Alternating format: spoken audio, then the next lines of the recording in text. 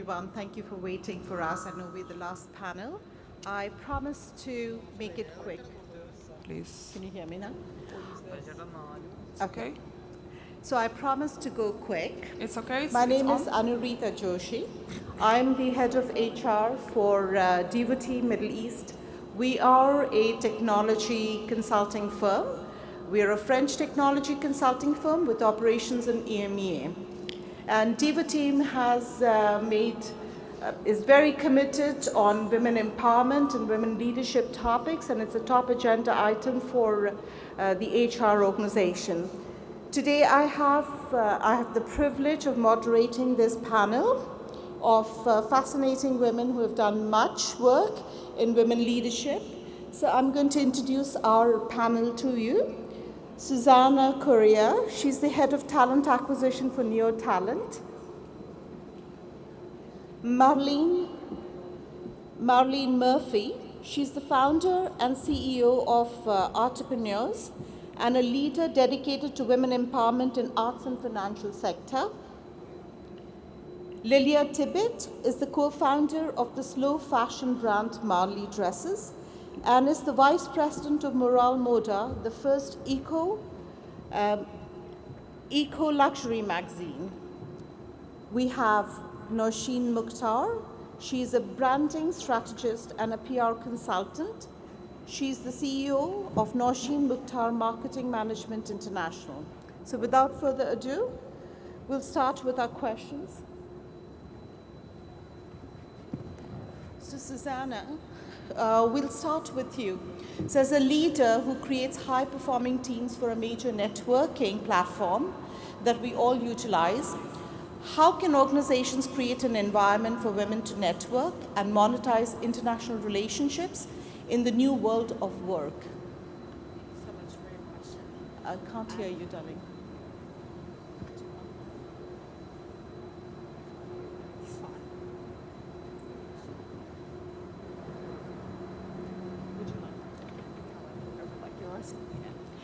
Thank you so much. At LinkedIn, we really care about empowering female leaders and women in the workplace. The advice I would give to organizations in order to empower women, empower female leadership, is to create sponsorship programs. And I say sponsorship and allyship and not mentorship on purpose, because we should create the opportunity for women to have someone to advocate for them when they are not in the room. At the same time, creating an environment where we eliminate bias. It's very important in the tech world. The latest report that came in showed that at entry level, women have the same opportunity, but when it comes to being promoted to managerial roles, actually only 85% of the women make it. So there needs to be a commitment from organizations around the world when it comes to eliminating bias, whether that is through recruitment. There are now tools such as we have at LinkedIn where you can eliminate personal information and you can literally go through resumes without knowing the gender, nationality, access to profile photos, etc. And the other way I would encourage organizations to promote diversity is through educating first-line managers on what diversity is. Because some of us, we really have the best of intentions, but we don't really know how to approach gender diversity or any other diversity for this matter. And there are really interesting learning programs and learning courses that your first-line managers should be aware to approach conversations that are not always easy. So this is really my recommendation for organizations across the world to empower women in the workplace. Thank you so much.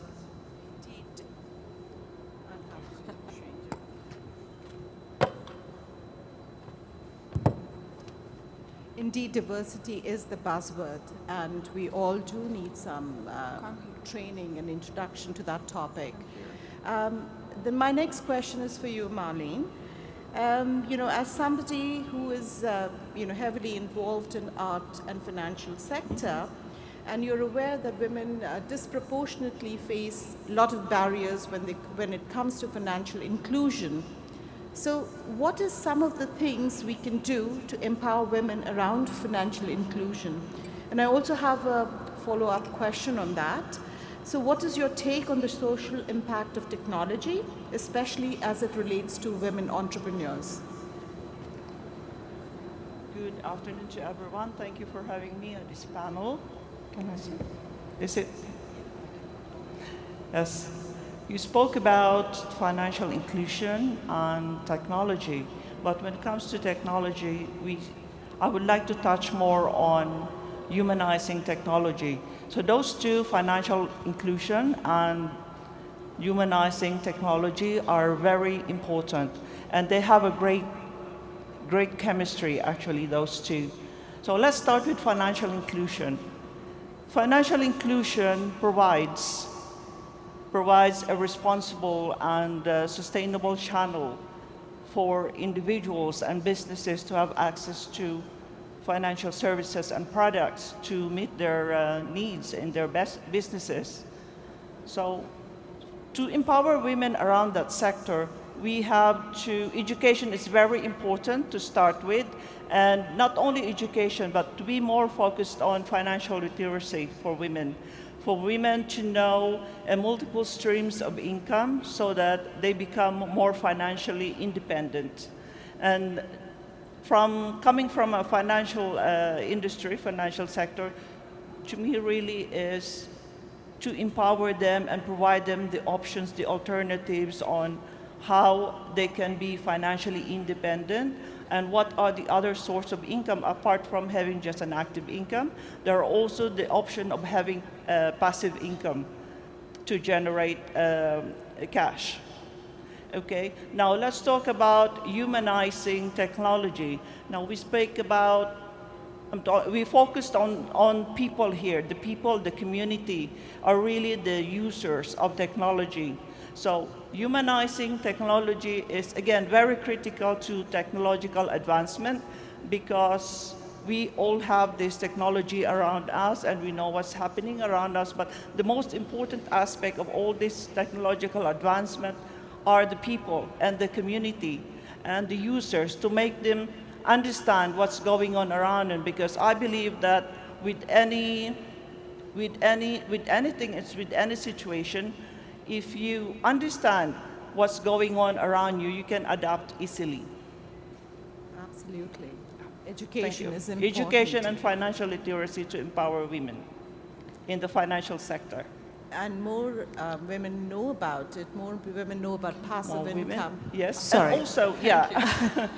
The more women know about passive income and passive technology, income, the better it is. And it's also very important for women to know how to create wealth. Wealth creation is also very important, and I have a very simple formula for that.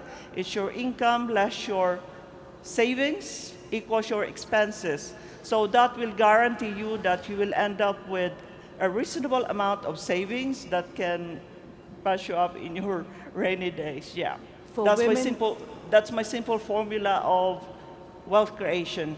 It's your income less your savings that you secure, put it away to save it for any future projects that you might have, and then equals to expenses. Whatever is the residual value, the net amount that you have from that formula is your limit to what you can spend for yourself and for your living. Absolutely. Education in the sector, Education, I think, is yes, thank you. the biggest requirement for women. And courage. To that question, I have...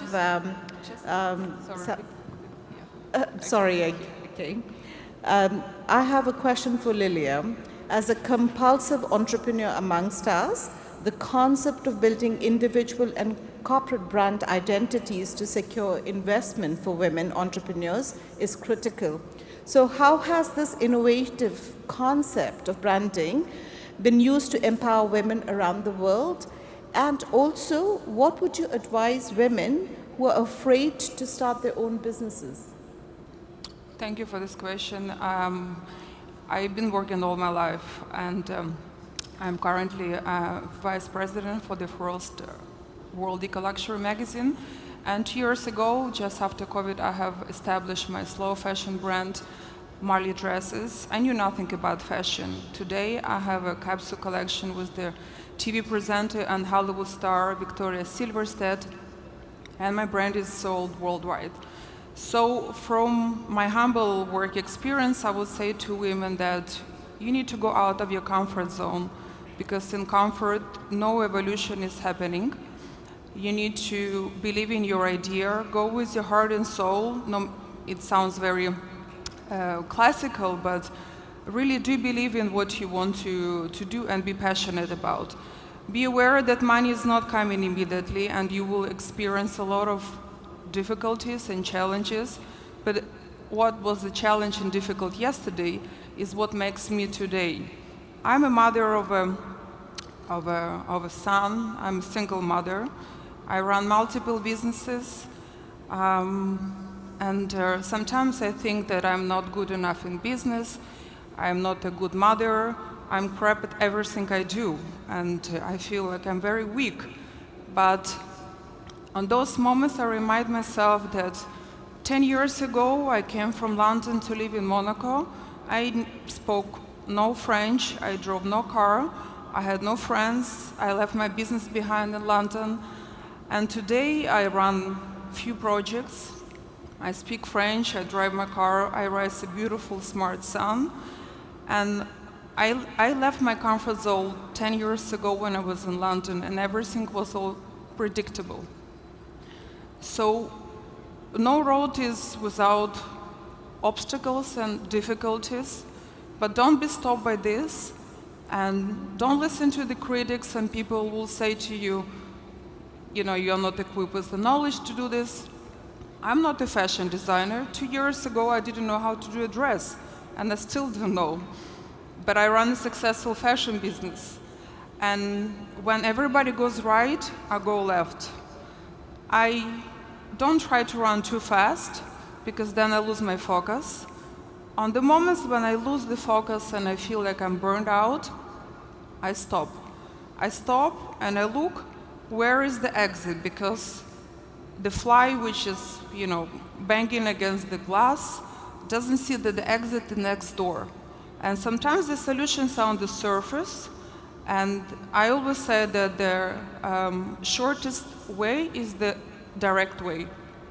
We're only 6 degrees of separation. So if you need to know someone, it only takes 6 people to know. So when I come to the room and I need to speak to somebody, someone who's as important or with the knowledge or experience, someone that usually in traditional environment you need to be introduced to, I just come up to the person and I strike the conversation. And I usually break the ice with a joke or compliment, which is probably not accepted in the business. And that's what makes a person relaxed and feel that we're all human. We all came from the same place. And that's my rule in networking. I can come and talk to anyone, anywhere, anytime. And I'm not stopped by the people who tell me, oh no, you cannot talk to this person. I strategize my time, because at home I need to be a mother. I need time to myself for my personal life. And when I'm at work, I deal with the problems there. But every problem is a path that we need to go through to be where we are. So for women, I would advise, don't be afraid, because if you don't do it, you wouldn't know what is out there, and you will be only inspired and fulfilled when you follow your heart and soul. That's a very powerful message. Thank you. Comfort zone and courage, the hallmark of success. And of course, who doesn't know about maternal guilt? So we all do. Thank you very much. So, Nousheen, having successfully spearheaded many major initiatives to empower women, using the platform of media and public relation, what strategies can women leverage to establish their brands globally and position themselves to become key influencers, especially in the Gulf?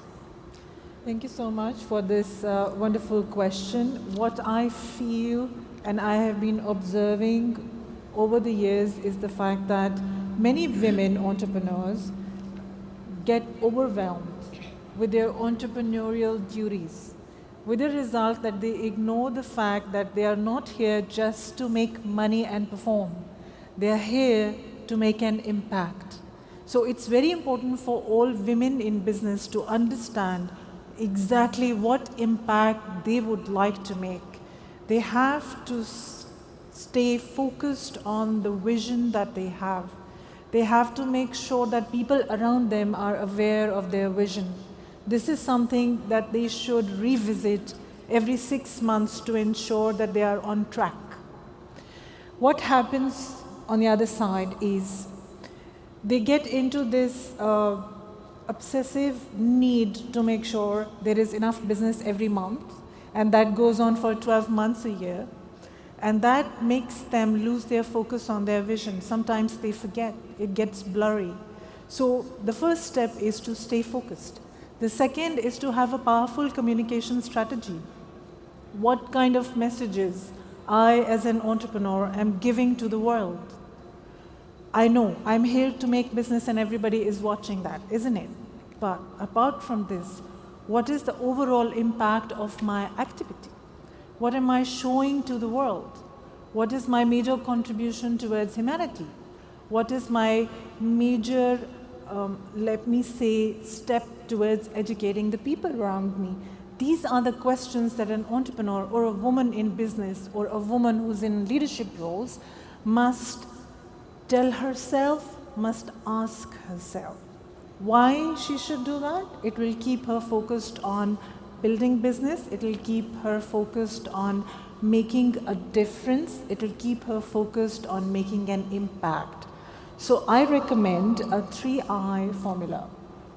Begin with inspiring, move on towards influencing, and do not stop at just making an impact.